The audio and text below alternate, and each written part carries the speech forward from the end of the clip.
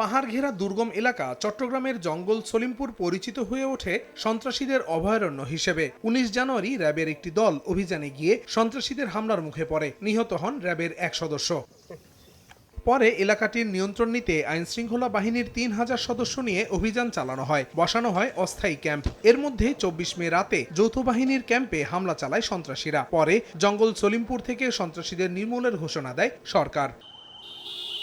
রোববার সকালে জঙ্গল সলিমপুর পরিদর্শন করেন স্বরাষ্ট্রমন্ত্রী। আলীনগর উচ্চ বিদ্যালয়ে আইনশৃঙ্খলা বাহিনী সহ স্থানীয়দের সঙ্গে মতবিনিময় করেন তিনি। আলীনগর, জঙ্গল সলিমপুর এই জায়গাটা আর কোনো বিচ্ছিন্ন সন্ত্রাসীদের এলাকা থাকবে না, অভয়ারণ্য থাকবে না। সাঁড়াশি এবং যৌথ অভিযানের মাধ্যমে সারা দেশব্যাপী মাদক, সন্ত্রাস, জুয়া এবং চাঁদাবাজি এই চারটাকে আমরা অ্যাড্রেস করব অত্যন্ত গুরুত্ব সহকারে।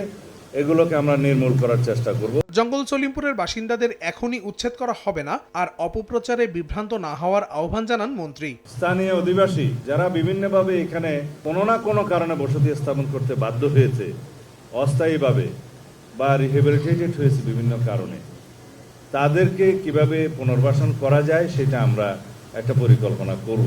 তাদের কাউকে এখান থেকে আপাতত উচ্ছেদ করা হবে না।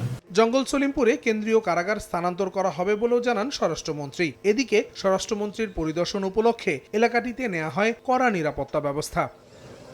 সময় সংবাদ, চট্টগ্রাম।